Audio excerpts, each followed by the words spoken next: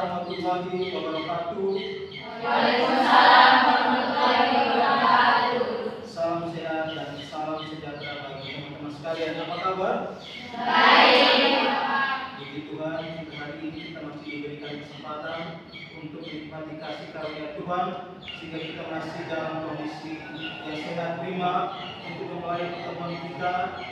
Di pertemuan kesekian ini kita masih dalam mata kuliah kebijakan kesehatan Indonesia Timur. Hari ini kita akan berbicara tentang topik, yaitu tentang program-program pemerintah dalam mengatasi kejadian luar biasa di bidang kesehatan dan kasus-kasus penyakit baru atau pandemi. Sebelum kita masuk ke materi ini, alangkah baiknya saya akan melakukan review pada beberapa materi yang sudah kita dapat pada pertemuan di minggu-minggu kemarin.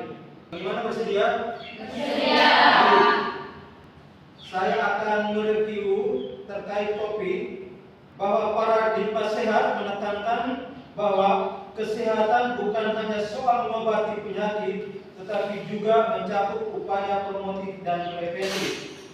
Pertanyaannya, apa kaitan antara pendekatan paradigma sehat dengan kesiapsiagaan pemerintah dalam mengatasi penyakit baru dan kejadian luar biasa?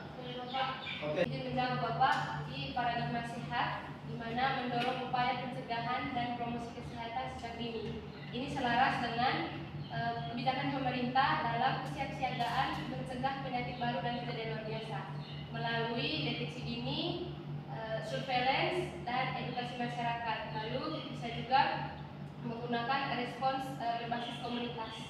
Baik, kita berikan tepuk tangan untuk teman kita Cici yang sudah dapat menjawab review materi kita di minggu-minggu kemarin. Yang kedua, dalam paradigma sehat, perilaku hidup bersih dan sehat atau PHBS menjadi indikator penting. Pertanyaan, mengapa penerapan PHBS menjadi landasan dalam program pemerintah untuk mengatasi masalah pandemi atau KLB? Ada yang mau menjawab? Saya Bapak. Mengapa PHBS menjadi indikator penting? Karena PHBS itu mengurangi risiko penularan penyakit melalui kebiasaan sehat masyarakat. Nah, dalam situasi seperti pandemi atau KLB, PHBS ini seperti mencuci tangan, menggunakan masker, dan menjaga sanitasi itu menjadi strategi yang utama dan penting dalam pencegahan yang efektif bagi individu dan juga komunitas. Baik, kita berikan aplaus. Setelah kita melakukan review atas materi di minggu lalu, selanjutnya kita akan masuk ke materi inti. Yang pertama kita akan membahas tentang KLB atau kejadian luar biasa. Nah, definisi KLB itu sendiri adalah merupakan timbulnya atau meningkatnya kejadian kesakitan dan atau kematian yang bermakna secara epidemiologi pada suatu daerah dalam kurun waktu tertentu. Bermakna secara epidemiologi. Ketika berbicara bermakna secara epidemiologi, di sini mindset kita terarah pada ada manusia, man, time, place. Jadi ada orang, ada waktu, ada tempat. Dalam otak kita yang terpajang adalah siapa yang kena, kapan, di mana mereka. Itu yang membuat kita untuk segera mengambil keputusan untuk melakukan tindakan.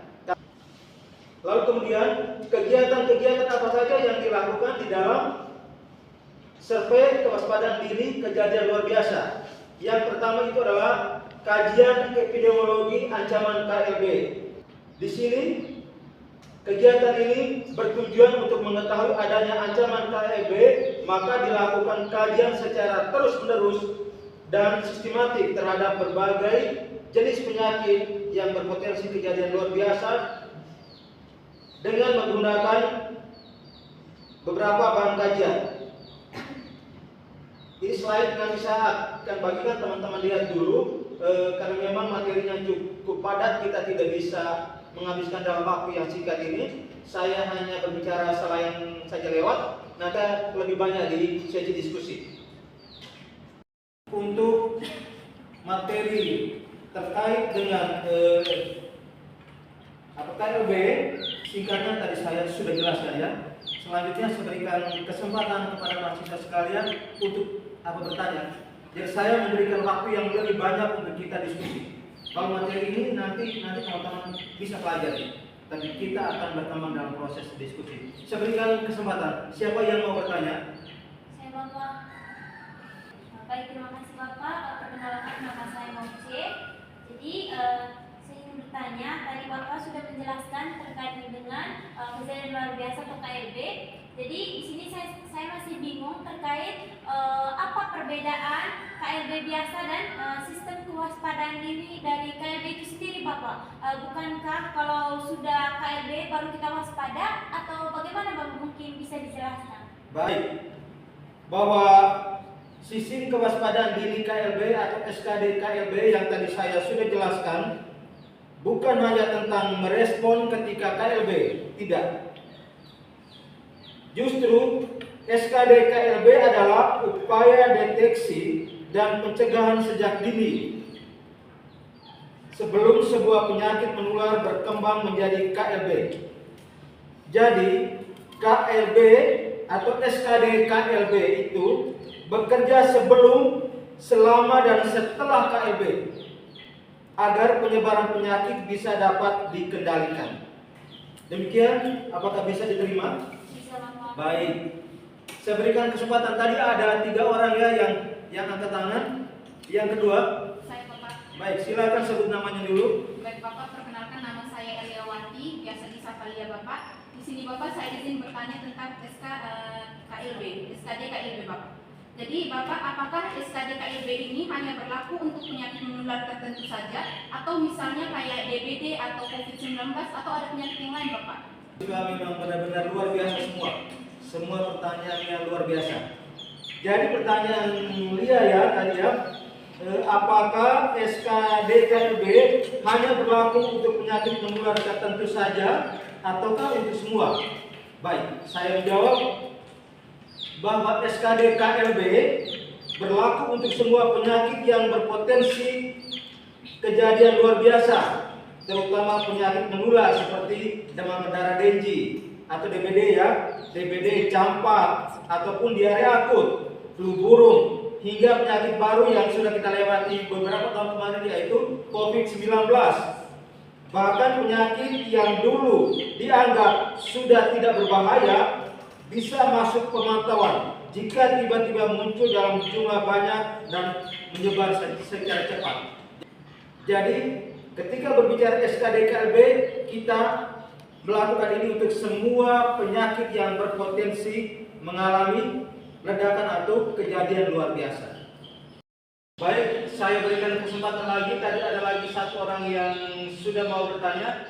Baik, silakan sebutkan dulu namanya.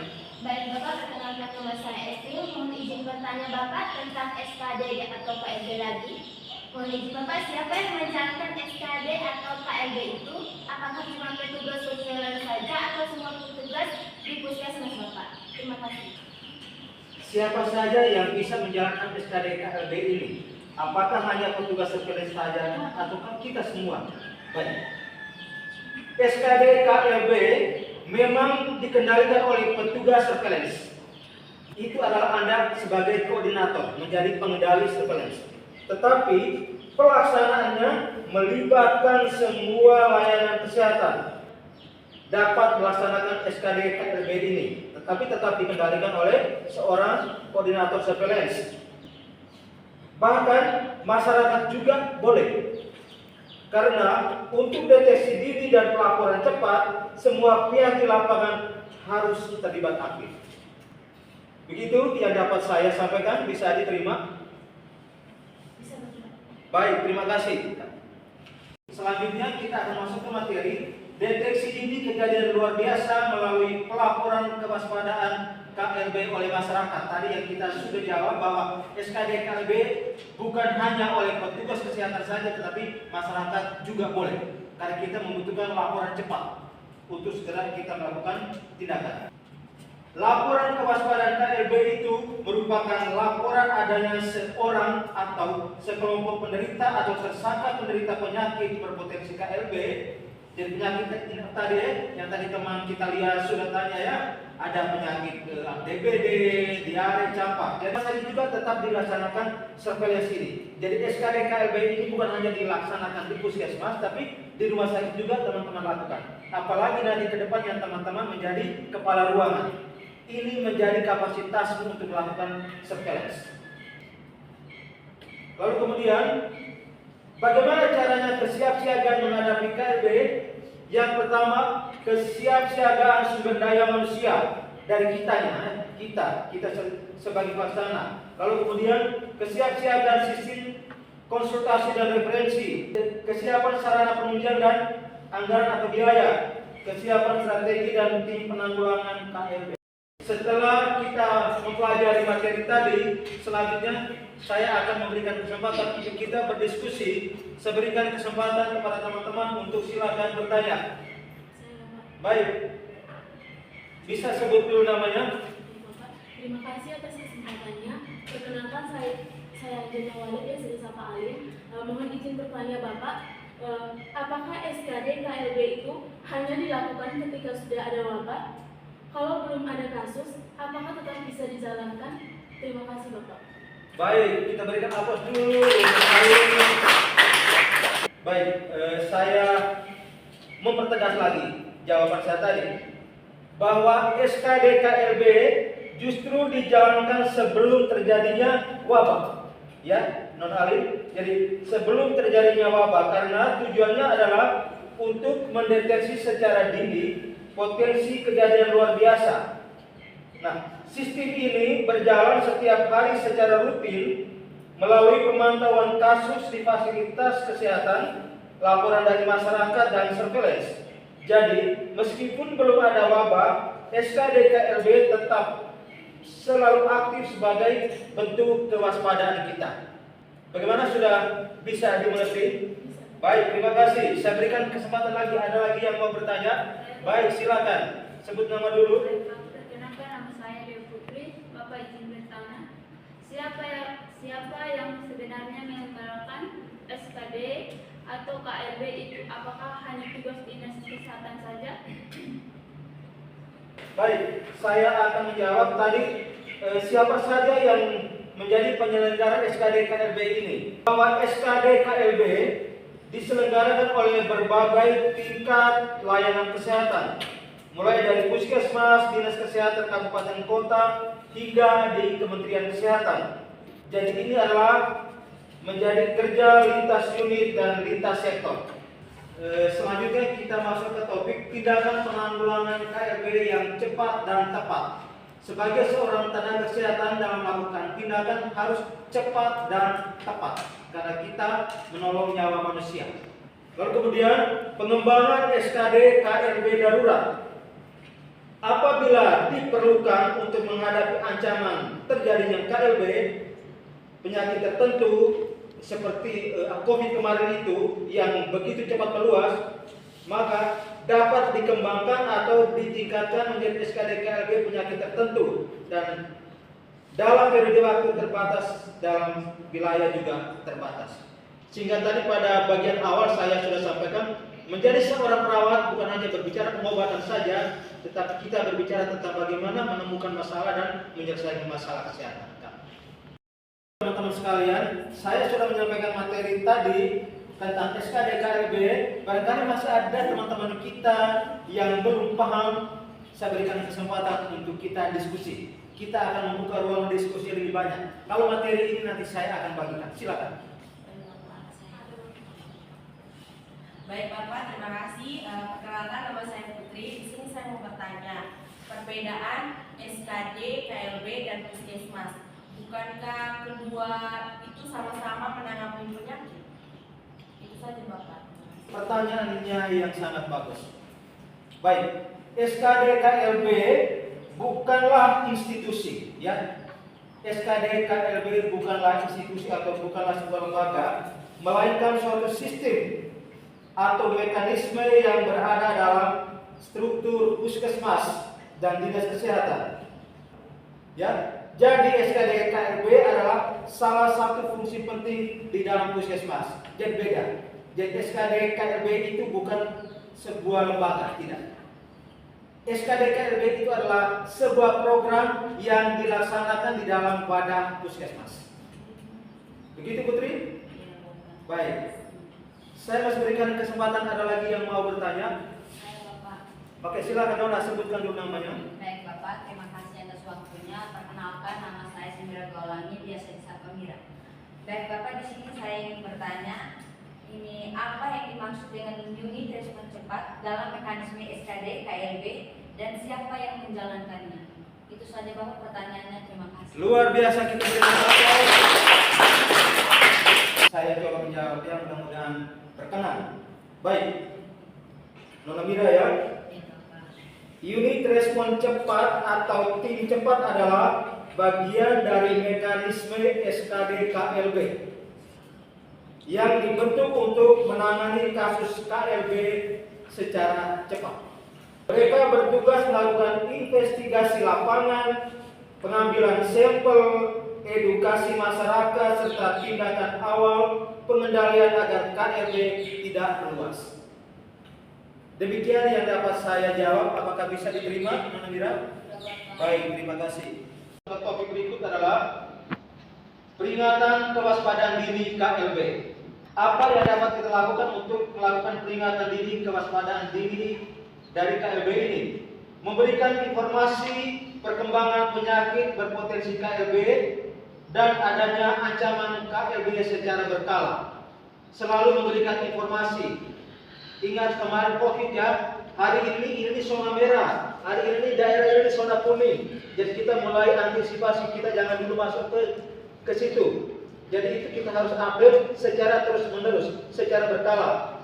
Apabila teridentifikasi adanya ancaman KLB yang sangat penting dan mendesak, maka dalam waktu yang secepat-cepatnya kita memberikan peringatan kewaspadaan dini KLB. Setelah mendapat penjelasan tadi, saya pikir bahwa saya akan membuka forum untuk diskusi lagi untuk memperdalam materi tadi. Sebelum kesempatan, ada yang mau bertanya? Saya Bapak. Oke, luar biasa. 3 orang. Siapa dulu nih? Yang pertama. Baik, Nona silakan sebut dulu namanya. Baik, terima kasih Bapak atas waktu dan kesempatan yang sudah diberikan. Perkenalkan, nama saya Hilda. Di sini saya ingin bertanya mengenai apakah indikator kinerja itu sama dengan target capaian program, Bapak? Teman kita tidak bertanya, apakah indikator kinerja itu sama dengan target capaian program? Baik, saya menjawab sama. Tidak sama. Meskipun saling berkaitan, tetapi tidak sama. Ya, indikator kinerja adalah alat ukur yang digunakan untuk menilai keberhasilan atau efektivitas suatu kegiatan atau suatu program. Sementara target capaian adalah nilai atau jumlah yang diharapkan dari indikator tersebut. Misalnya, indikatornya adalah persentase cakupan imunisasi dasar lengkap dan target capaiannya bisa saja 95%. Demikian ya Nona. Jadi secara prinsip mereka dua tidak sama, tetapi mereka dua berkaitan. Bisa dimengerti? Baik. Mana lagi tadi yang mau bertanya? Oke, silakan saya berikan kesempatan menyebutkan dulu namanya. Baik Bapak, terima kasih atas kesempatannya. Perkenalkan, nama saya Salsa. Di sini saya ingin bertanya Bapak, indikator kinerja itu dibuat oleh siapa dan apakah setiap daerah bisa beda? Itu saja Bapak. Terima kasih. Baik, teman kita Salsa bertanya, apakah indikator kinerja itu dibuat oleh siapa atau apakah setiap daerah itu bisa buatkah? Ya begitu ya, saya Salsa. Baik, saya akan menjawab. Indikator kinerja itu umumnya ditetapkan oleh Kementerian Kesehatan secara nasional atau dapat juga berupa pedoman-pedoman nasional agar ada standar yang sama di seluruh Indonesia. Dari Sabang sampai Merauke standar sama. Contoh, standar capaian imunisasi dasar lengkap harus 95%. Semua daerah harus standarnya sama. Demikian Sasa. Baik, terima kasih. Masih ada lagi yang bertanya? Baik. Saya berikan kesempatan, silakan sebut dulu namanya. Ya, terima kasih atas waktu dan kesempatan yang telah diberikan kepada saya. Izin bertanya Bapak, kenapa kita harus repot-repot menghitung indikator kerja? Bukankah tugas kita merawat pasien, bukan membuat laporan angka? Sama bertanya, saya perawat. Buat apa saya ya repot-repot? Saya cukup mengurus apa pasien, ngapain saya harus urus data? Tadi sudah di penjelasan awal dan diskusi awal saya sudah menjelaskan begitu pentingnya data dan informasi. Baik, untuk teman kita Salma dan untuk teman-teman semua, saya bisa menjawab bahwa indikator kinerja sangat penting karena menjadi bukti objektif.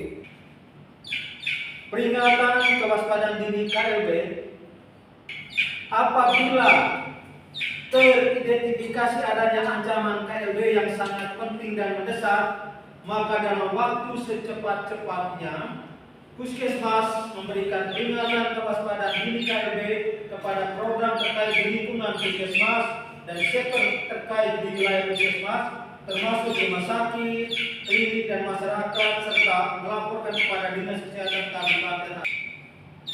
Nah, peran rumah sakit buat apa?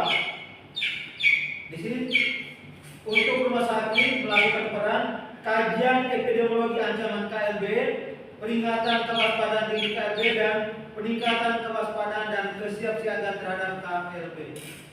Setelah kita membahas tentang materi ini atau topik ini, selanjutnya saya berikan kesempatan kepada teman-teman untuk kita lakukan diskusi atau tanya jawab sekiranya masih ada materi yang belum jelas. Saya berikan kesempatan. Ada yang mau bertanya? Baik, siapa-siapa? Ada 3 orang ya, baik. Satu persatu dulu. Yang hijab dulu, siapa namanya? Baik, terima kasih atas waktunya. Perkenalkan, saya Rahayu. Di sini saya akan bertanya Bapak, apa perbedaan antara surveillance jasa dengan surveillance KLB untuk DBD? Bukannya itu sama-sama mengumpulkan data? Itu saja Bapak. Ya, bagus sekali pertanyaan. Baik, Nona Ayu, saya akan menjawab. Surveillance KLB lebih spesifik dan intensif. Tujuannya adalah untuk mendeteksi secepat mungkin, melakukan penyelidikan epidemiologi, dan mencegah meluasnya penyakit. Dan juga ada gerakan satu rumah satu jumantik, karena akan membantu mengidentifikasi area dengan risiko tinggi untuk segera dilakukan intervensi. Demikian Nona Ayu yang bisa saya jawab, mudah-mudahan berkenan. Bisa? Baik. Saya berikan kesempatan lagi. Tadi ada, oke. Yang kedua, silakan sebutkan dulu namanya. Baik Bapak, terima kasih atas kesempatan yang telah diberikan kepada saya. Perkenalkan, nama saya Yona. Jadi izin Bapak bertanya, mengapa kita harus melibatkan warga kayak jumantik rumah tangga? Kan itu tugasnya petugas kesehatan Pak, bukan warga. Terima kasih Bapak. Baik, terima kasih. Baik, jadi berdasarkan hasil penelitian saya juga sering sekali melakukan penelitian tentang implementasi gerakan satu rumah satu jumantik, dan itu menjadi referensi di dalam mata kuliah ini bahwa pemberdayaan warga melalui gerakan satu rumah satu jumantik adalah strategi pemerintah untuk memperluas jangkauan pemantauan jentik secara mandiri yang dilakukan oleh masyarakat. Dengan melatih warga menjadi jumantik, maka surveillance DBD bisa dilakukan lebih cepat dan menyeluruh, sekaligus dapat meningkatkan kesadaran masyarakat untuk menerapkan 3M+ secara rutin. Begitu Nona Yona, yang dapat saya jawab. Baik, terima kasih. Masih ada lagi? Baik, silakan Nona, sebut namanya dulu ya. Terima kasih atas kesempatan yang diberikan kepada saya. Perkenalkan saya Siti.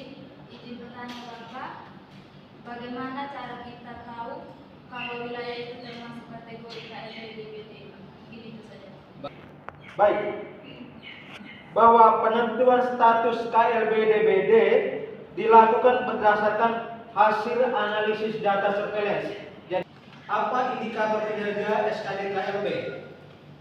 Yang pertama, kajian dan peringatan kewaspadaan dini KLB secara teratur setidak-tidaknya setiap bulan dilaksanakan.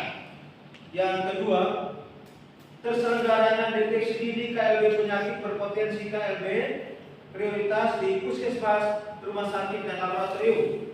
Yang ketiga, kegiatan penyelidikan dan penanggulangan KLB yang cepat dan tepat terlaksana di bawah 24 jam sejak teridentifikasi adanya KLB atau dugaan KLB. Dan yang keempat, tidak terjadi KLB yang besar dan berkepanjangan. Selanjutnya, materi kita sudah selesai. Tadi dengan begitu banyak pertanyaan dan memang kita sudah diskusi panjang lebar, kita akan masuk ke kuis. Saya akan memberikan 2 pertanyaan. Nanti semua mahasiswa saya berikan kesempatan untuk bisa meresponnya. Baik, pertanyaan saya yang pertama. Apa nama sistem yang digunakan pemerintah Indonesia untuk mendeteksi dan merespons secara dini kejadian luar biasa di bidang kesehatan? Ayo, siapa yang bisa menjawab? Saya berikan kesempatan. Saya Bapak. Baik, silakan sebut namanya dulu. Baik Bapak, terima kasih atas waktunya. Perkenalkan nama saya Ervin. Izin menjawab Bapak, Sistem Kewaspadaan Dini dan Respon atau SKDR yang dikelola oleh Kementerian Kesehatan. Terima kasih. Baik, luar biasa. Pertanyaan yang kedua. Sebutkan salah satu program pemerintah dalam mengatasi penyakit DBD sebagai bagian dari penanganan kejadian luar biasa. Silakan, siapa yang mau menjawab? Saya Bapak. Silakan sebut nama dulu. Baik Bapak, terima kasih atas waktunya. Perkenalkan nama saya Oli. Saya jawab Bapak, yaitu gerakan Satu Rumah Satu Jumantik atau G1R1J yang mendorong partisipasi masyarakat dalam pemantauan jentik nyamuk secara mandiri.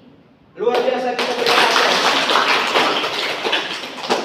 Baik mahasiswa sekalian, mulai dari awal pertemuan saya menyajikan materi dan kita berdiskusi sampai ke kuis.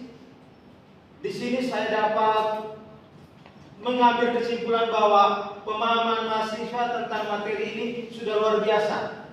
Untuk pertemuan kita hari ini, mahasiswa sekalian, saya cukupkan sampai di sini. Saya menyampaikan terima kasih yang sebanyak-banyaknya untuk kerjasamanya, dan saya mohon maaf selama proses perkuliahan ada hal-hal yang kurang berkenan di hati. Dari tempat ini saya mohon maaf, dan semoga materi saya ini bermanfaat untuk masa depan anak-anakku sekalian. Dan saya akhiri dengan Assalamualaikum warahmatullahi wabarakatuh. Waalaikumsalam.